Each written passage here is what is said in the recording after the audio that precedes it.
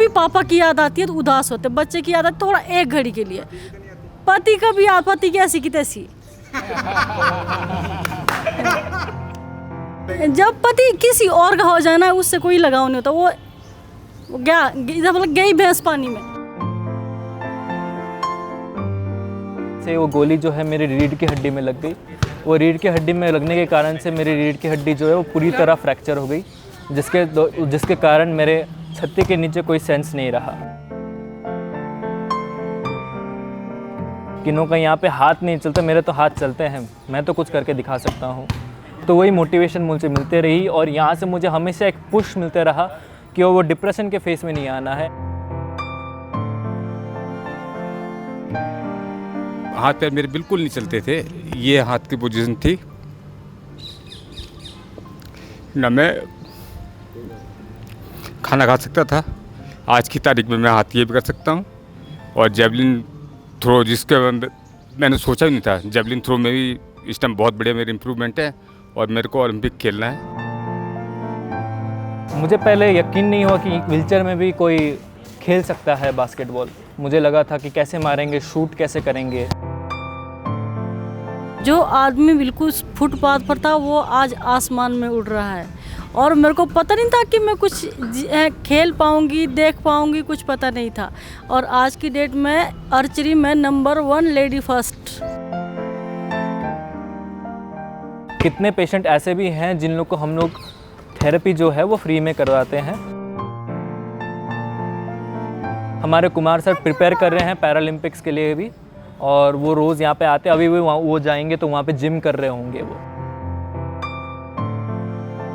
सीखा जो हमने कभी सोचा भी नहीं था। 2 बार फैशन शो भी कर रखे है, स्विमिंग भी कर रखी है, और जो सिंपल हाउसवाइफ होते हुए भी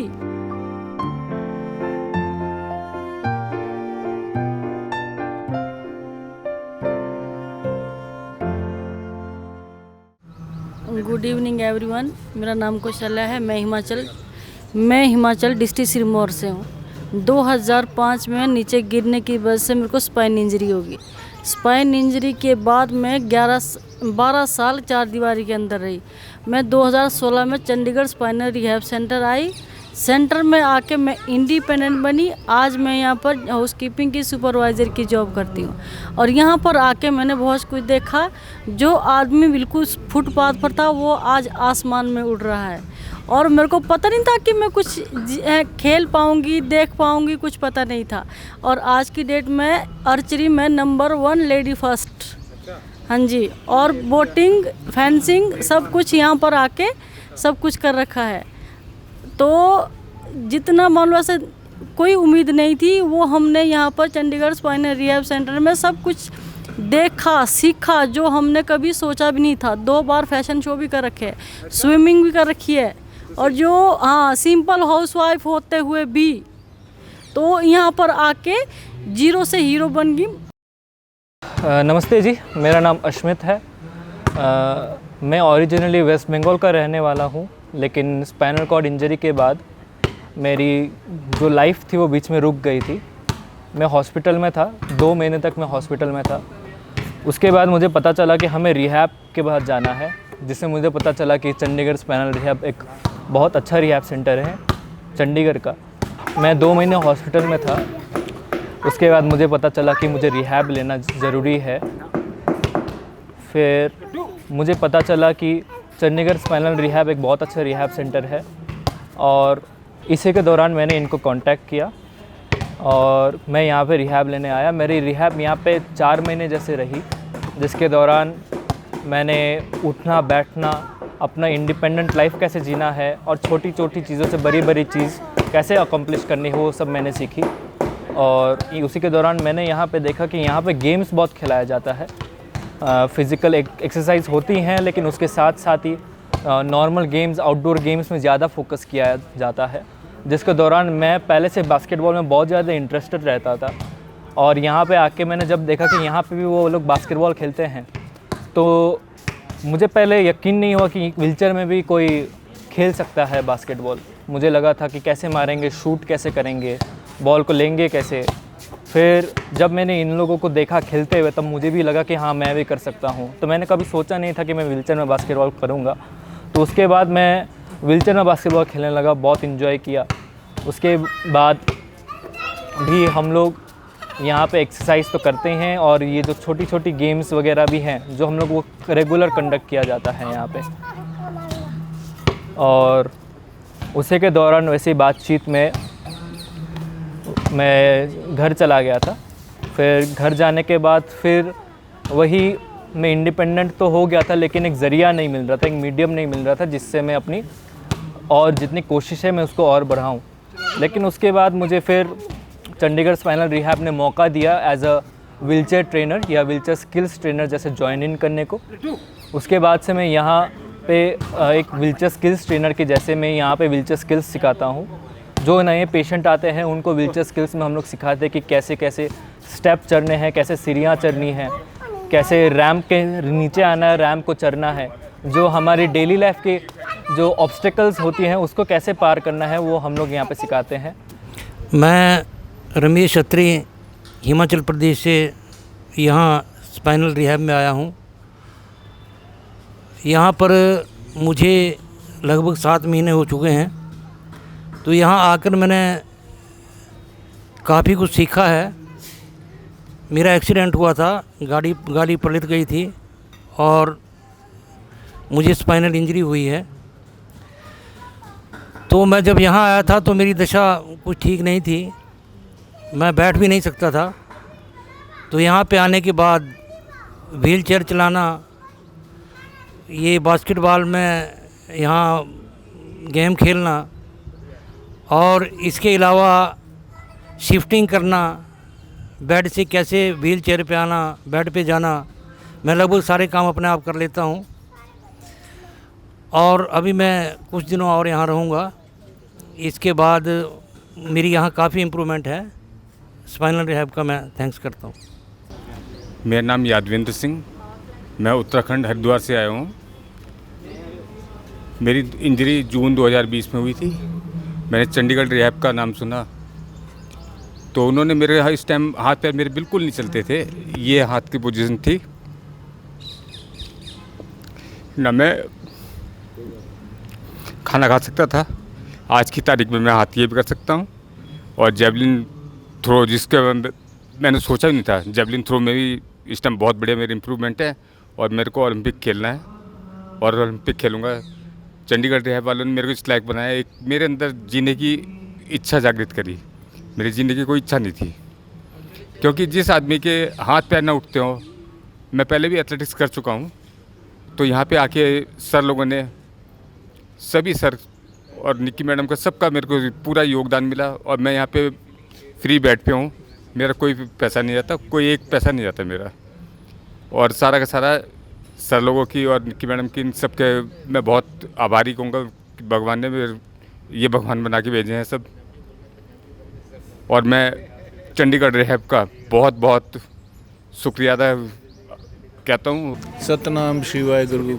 मेरा नाम शैलेंद्र सरदाना, मैं सरसे हरियाणा का रहने वाला, पर फिलहाल पुणे महाराष्ट्र रहना। मैनू हो गए 1.5 साल हो गए मेरी इंजरी हुई सी करोना के कारण हुई सी। करोना के कारण मैं चल नहीं सकिया, धीरे धीरे अनबैलेंसिंग होगी। पर इधर रिहैब वो सेशन लेने आए हैं भी जल्दी जल्दी ठीक हो जाइए, बस यही है दुआ परमात्मा का। 12 मई 2020 रात के 2 बजे थे। तो उस दौरान कम से कम एक चोरों का गैंग हमारे एस्टेट में घुसा था। मेरे पापा एक एस्टेट मैनेजर हैं और वो हम लोग टी स्टेट जो बोलते हैं, तो टी स्टेट मैनेजर हैं वो। तो उनके दौरान हम लोग का एक सेपरेट बंगलो हुआ करता था। तो वो लोग हमारे पूरे टी स्टेट को रॉबरी करने आए थे, लेकिन उसी दौरान उन्होंने हम लोग के बंगलों में भी आ गए और 2 चोर मेरे रूम में घुसे।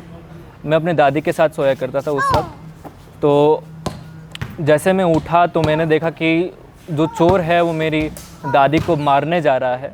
तो मैंने जैसे उनको देखा तो मैंने उनसे उनके हाथ में हथौड़ा था, तो मैंने उनका हथौड़ा छीन लिया।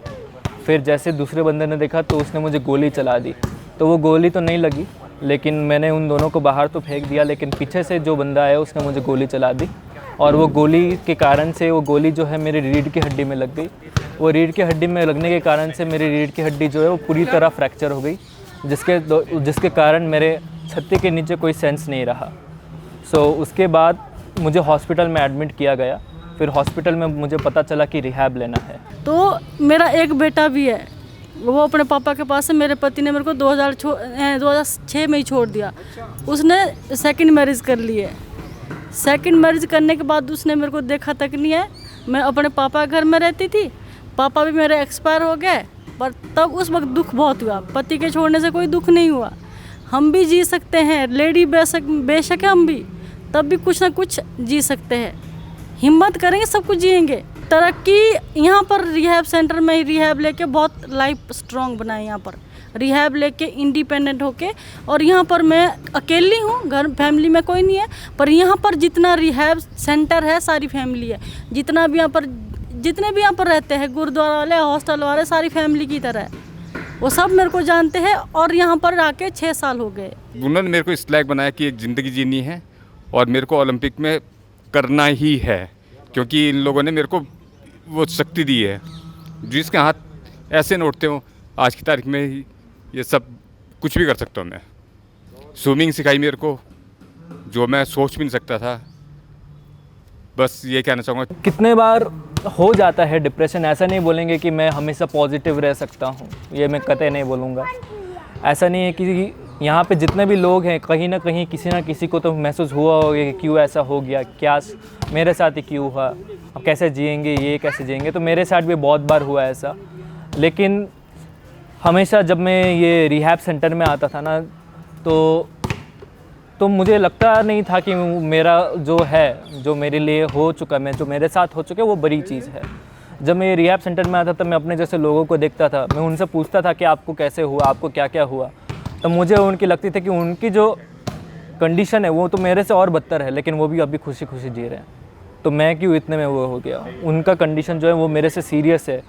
किन्हों का यहाँ पे हाथ नहीं चलता, मेरे तो हाथ चलते हैं, मैं तो कुछ करके दिखा सकता हूँ। तो वही मोटिवेशन मुझे मिलते रही और यहाँ से मुझे हमेशा एक पुश मिलते रहा कि वो डिप्रेशन के फेस में नहीं आना है। ऐसा नहीं कि लोग बंदे कभी ना कभी तो किसी ना किसी को डिप्रेस हो ही जाते हैं, लेकिन वो डिप्रेशन से कैसे आप निकलेंगे वो आपके ऊपर है। या तो वो डिप्रेशन में आप चलते रहिए, या तो आप अपने आप को पुश करिए और वो डिप्रेशन से बाहर निकल जाइए। चंडीगढ़ की जो सेंटर है, जो रिहैब सेंटर है, वो हैं काफ़ी जगह है। जैसे दिल्ली में है एक, चेन्नई में CMC बोल के एक है। लेकिन चंडीगढ़ स्पाइनल रिहैब के बारे में मुझे पता चला क्योंकि उसके हम लोग ने रिव्यूज़ देखे थे सारे सेंटरों के। तो जब मुझे पता चला कि चंडीगढ़ स्पाइनल रिहैब का बेस्ट रिव्यू था, तो उसके दौरान मैंने चंडीगढ़ स्पाइनल रिहैब को प्रेफर किया। फ़ीस यहाँ पे हमारा देना पड़ता है, वो जनरल रूम के हिसाब से और प्राइवेट रूम के हिसाब से अनुसार में होते हैं। और यहाँ पे कितने पेशेंट ऐसे भी हैं जिन लोग को हम लोग थेरेपी जो है वो फ्री में करवाते हैं, और अभी भी कितने पेशेंट हैं यहाँ पे जो फ्री में कर रहे हैं थेरेपी। नहीं, उदास तो हम, हाँ, कभी पापा की याद आती है तो उदास होते, बच्चे की याद आती थोड़ा एक घड़ी के लिए। पति का भी याद, पति की ऐसी की तैसी। क्या बात है, कमाल। और तो छोड़ के चले गए। जब पति किसी और का हो जाना, उससे कोई लगाव नहीं होता। वो गया, मतलब गई भैंस पानी में। ये बात है। कमाल की कहानी है, बहुत कमाल। हम कमज़ोर नहीं है, पहले किस वक्त थे। बस यहाँ पर रिहैब सेंटर जो सीनियर है, 12 साल करे रहे हो तो ऐसा ही बस। तो घर में रही मैं, पर वहाँ पर भी मैं, जो हमारे मतलब जिन्होंने मेरे को जीना सिखाया है, वो भी एक हैंडीकैप है। उनका नाम है श्री प्रेम सिंह ठाकुर। तो वो भी वहाँ पर PRC डिपार्टमेंट मोहाली में रहते हैं। उन्होंने मेरे को ज़िंदगी जीना सिखाया। और जब निक्की मैम से उन्होंने निक्की मैम से बात की और मेरे को यहाँ तक पहुँचाया। निक्की मैम ने मेरे को मानो नीचे से, मैं ज़मीन से चक्कर आसमान उड़ा। और यहाँ पर फ्लाइट का सफ़र मैंने कर दिया, बोटिंग, स्विमिंग, पता नहीं क्या बहुत सारे ये कर रखे हैं। और जो स्विमिंग कर रखी है, फेंसिंग कर रखी है, बोटिंग कर रखी है, सब कुछ लेडीज़ फर्स्ट, आर्चरी में लेडीज़ फर्स्ट। और मेरे परिवार वाले, मेरे फादर की एज भी 90 है, उन्होंने भी सुना था यहाँ पे, और उनका भी सपना है, पूरा करके दिखाऊंगा मैं। एक जीने की तमन्ना तो है ही, और कुछ करके दिखाने की तमन्ना, जज्बा है कुछ, मतलब ऐसा जज्बा हो गया है कि मैं चंडीगढ़ रिहैब का बहुत बहुत दोबारा से कहता हूँ, बहुत शुक्रिया अदा करता हूँ कि इन्होंने मेरे को फ्री बेड, जिसकी मेरी जेब में कोई भी नहीं था, क्योंकि मेरा कमाने का कोई साधन नहीं है। मेरे फादर की 90 एज है, कोई नहीं है, 1000 रुपये सैलरी वो मिलती है पेंशन, और उसमें मैं क्या कर सकता था, पर यहाँ पे आके फ्री बेड पे सब मेरे को करके दिया। और हमारे सर हैं जो मेरे को इस पोजीशन तक लाए हैं, मैं यहाँ का नाम ऊंचा करके दिखाऊंगा। थेरेपी में सबसे पहले वो हम लोग चेक करते हैं, एक असेसमेंट लिया जाता है, पेशेंट की एक असेसमेंट ली जाती है कि पेशेंट का लेवल कौन सा है, उनको हम लोग कैसे, उनके लिए हम लोग सबसे बेस्ट तरीका क्या होगा, उनको थेरेपी देने में क्या सबसे सक्षम तरीका होगा, वो हम लोग कोशिश करते हैं ढूंढने की। तो जितने भी थेरेपिस्ट हैं वो सब लोग पहले मिलकर डिस्कस करते हैं कि पेशेंट के साथ हम लोग कैसे जाएं। फिर जब डिस्कशन हो जाता है तो उसी हिसाब से हम लोग पहले छोटे से छोटे चीज़ करवाते हैं, फिर जब वो चीज़ हो जाती है उससे थोड़ी बड़ी चीज़ करवा दी जाती है। जैसे कि लोग ज़्यादातर जो यहाँ पे आते हैं वो डायरेक्ट हॉस्पिटल से यहाँ आते हैं, और उनका क्या होता है कि स्पाइनल कॉर्ड की अभी सर्जरी होने के कारण से उनका बैलेंस जो है वो लूज़ हो गया होता है, अच्छे से बैठ नहीं पाते वो लोग। तो हम लोग क्या करते हैं, पहले उन लोग की बैलेंसिंग हम लोग सुधारने की कोशिश करते हैं। जब उनका पेन ख़त्म हो जाता है और वो बैलेंसिंग उनका प्रॉपर हो जाता है, तो बैलेंसिंग का हम लोग एक्टिविटीज़ देते हैं उनको कि उनको ये चीज़ यहाँ से यहाँ पे रखना है, दोनों हाथों को हवा में लेते हुए। तो वो एक्टिविटी वो करते करते क्या होता है, उनका बैलेंस और इम्प्रूव हो जाता है। फिर वो बैलेंसिंग जब इनको इम्प्रूव हो जाता है, उसके साथ साथ ही व्हीलचेयर स्किल्स भी चलाया जाता है। व्हीलचेयर स्किल्स में उनको सिखाया जाता है कि व्हीलचेयर में उनको नॉर्मल से लेकर जितने मुश्किल चीज़ें हैं वो कैसे कवर करना है, उनको बताया ये जाता है। और वैसे ही अगर हम लोग को लगे कि जो बंदे आए हैं यहाँ पे, जो उनका जो लेवल है, उनका जो पावर है, मसल में जो पावर है नीचे की, वो लोग अच्छे से चल सकते हैं, तो उनको हम लोग फिर चलने में ज़्यादा फोकस करवाते हैं। और जिन लोग को हमको लगता है कि उनका जो स्पाइनल कॉर्ड का रीढ़ का हड्डी है उनमें चांसेस थोड़ा कम है, तो तब तक हम उनको व्हीलचेयर ट्रेनिंग पहले देते हैं, व्हीलचेयर में कैसे लाइफ जीना है जीते हैं। और अगर उनको थेरेपी के बीच में लगे कि मेरा पावर जो है लेग में आ गई है वापस से, और या थोड़ा फ़र्क लगे लेग में हम लोग को कि उनका लेग में भी हम लोग कर सकते हैं, उनको चला सकते हैं, तो हम उनको वापस से चलाने की थेरेपी दिया जाता है। व्हीलचेयर की ट्रेनिंग में हो गई कि व्हीलचेयर को चलाना कैसा है, आगे कैसे जाना है, बॉडी पोस्चर कैसे होनी चाहिए, व्हीलचेयर को बैकवर्ड्स कैसे लेके आना है, व्हीलचेयर की टर्निंग कैसे करनी है, फिर व्हीलचेयर को रैंप के ऊपर कैसे चलाना है, व्हीलचेयर को रैंप के नीचे कैसे ले आना है, व्हीलचेयर को ऐसे स्टेप्स जो है स्टेप्स के नीचे कैसे ले आना है, स्टेप्स के ऊपर कैसे ले आना है। व्हीलचेयर को हो गया थोड़ी ढलान हो गई, ज़्यादा ऊपर थोड़ी चढ़ाई हो गई, तो उसमें कैसे जाना है। व्हीलचेयर से अगर कोई बंदा गिर जाए तो वो गिरते वक्त अपने आप को कैसे बचाना है। तो व्हीलचेयर की ट्रेनिंग में वो सब दिया जाता है। और लास्ट में दिया जाता है कि जब आप लोग बाहर कहीं पे जा रहे हैं, रोड में जा रहे हैं, कहीं पे जा रहे हैं, तो उस टाइम कैसे आपको कैसे जाना है और क्या रूल्स फॉलो करने हैं। हमारे बहुत सारे थेरेपिस्टों ने मैच खेला है। मेरे पीयर ट्रेनर्स और हैं, कलीग्स हैं पीयर ट्रेनर्स, और 2 पीयर ट्रेनर्स हैं जिनका नाम कुमार और आशीष है। तो उन दोनों ने डिस्ट्रिक्ट लेवल या स्टेट लेवल भी खेला हुआ है बास्केटबॉल में।